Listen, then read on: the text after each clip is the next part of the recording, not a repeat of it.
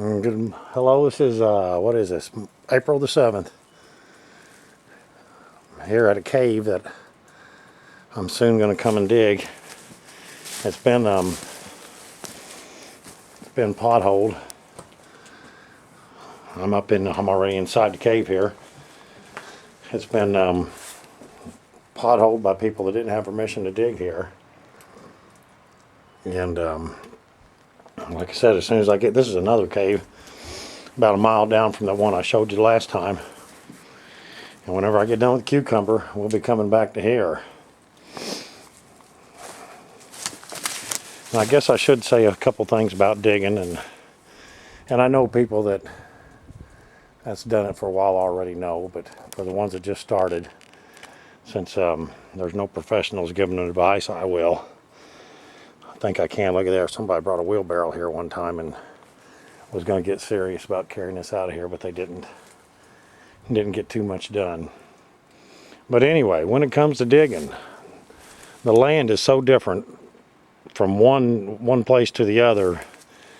It's unbelievable. You can't have one set of rules for digging. Just like in this cave here, if you don't dig all the way down to the hard pan or the solid rock, you haven't dug deep enough.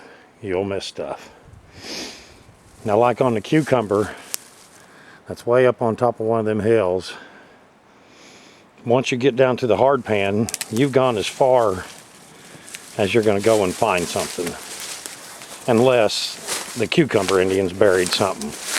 Just like, say, if you were going to go out and hide a gallon jar of money, you would dig down into the clay pan to hide it. They did exactly the same thing, if they had anything to hide.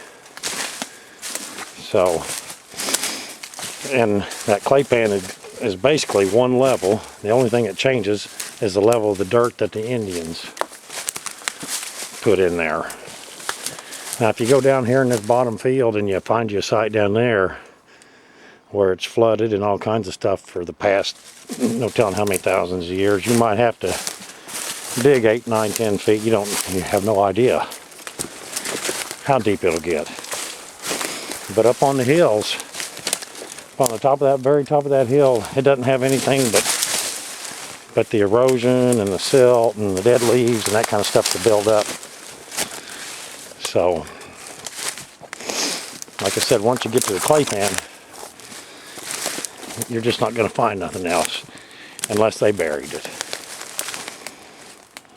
And an overhang, a cave, like I said, you always dig as deep, as far as you can go.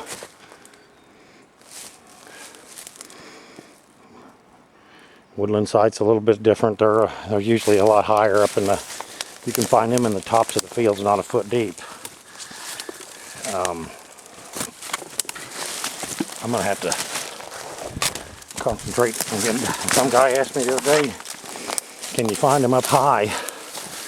It's like you can find these things where you wouldn't think an Indian ever want to go, and they're gonna be there.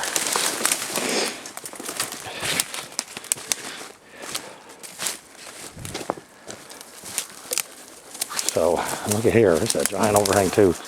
I'm on one heck of a hill here. I'm hoping to get down to that creek and film a creek point.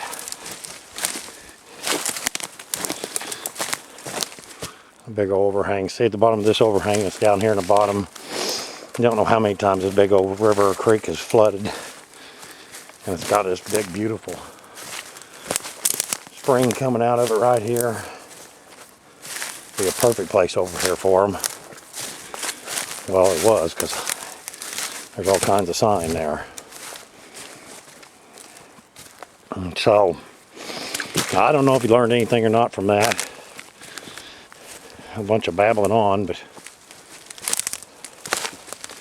that's the way I do it, and I seem to have had pretty good luck over the years. I can almost bet you when he bulldozes the cucumber off, there won't be any deeper sites, because that clay was there. It's always been there. It's just the silt on top that's changed. All right, I got to get back over here to this creek and find a point to film. I'll get back to these caves later. Way up on that hill. Y'all take care and I'll get back with you.